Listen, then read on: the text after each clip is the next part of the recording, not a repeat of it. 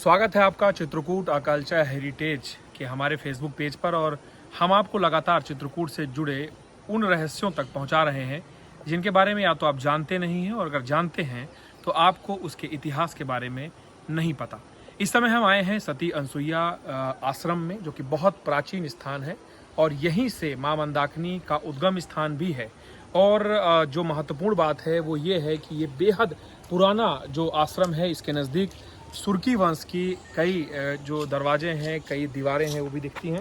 फिलहाल आपको योगिनी यहाँ पे चट्टान है, जो कि वहाँ पे चित्र जो बने हैं, जो कि रॉक को कट करके बनाया गया है। यहाँ पे भगवान शंकर का ये जो एक अद्भुत चित्र आपको दिखेगा वो बेहद अलौकिक है। और सबसे बड़ी बात यह है कि इस चित्र की खास बात यह है कि इस चित्र में एक ही चट्टान पे इसे काट कर उकेरा गया है। और ये रॉक कट पेंटिंग ऐसी है जो कि बेहद महत्वपूर्ण है। शिव जी का एक स्वरूप ये भी आप देखेंगे, शिवलिंग में ही स्वरूप को उकेरा गया है। यहाँ पे कई ऐसे स्वरूप हैं जिन पे स्टडी करने की जरूरत है। ये चित्र काफी तेजी से अपनी ओर आकर्षित करता है।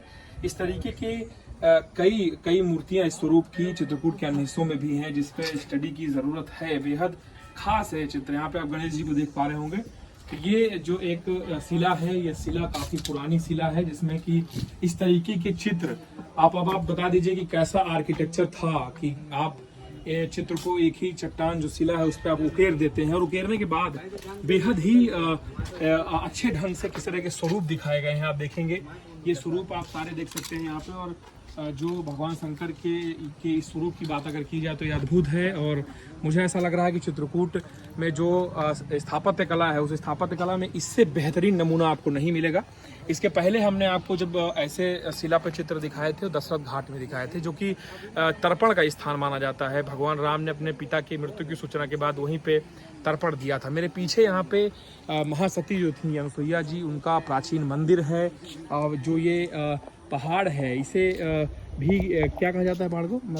मदरांचल नाम से इसे भी जाना जाता है। तो अनेकों खूबियां हैं इस स्थान पर, लेकिन जो खूबी अपनी ओर खींचती है वो खींचती है माँ मंदाकिनी के उद्गम स्थान के पास इस शिला, जिसे योगिनी शिला कहा जाता है। और बेहद अद्भुत चित्र है यहाँ पे, मतलब जिसे शब्दों में वर्णित नहीं किया जा सकता। जिस तरीके से रविन्द्रनाथ टैगोर कहा करते थे कोणार्क मंदिर के लिए कि भाषा ऐसी भाषा है मनुष्य की जो कि बहुत महत्वपूर्ण है, पत्थरों से अंकित की गई है। तो ऐसा लग रहा है कि ये भाषा ऐसे ऐतिहासिक तरीके से इसे बनाया गया है जिससे आप ये समझ सकते हैं कि चित्रकूट का महात्म्य क्यों अधिक था, क्यों देव से लेकर दानव और दानव से लेकर संत और संतों से लेकर सभी लोगों ने चित्रकूट की धारा को अपने अध्यात्म और चिंतन के लिए चुना।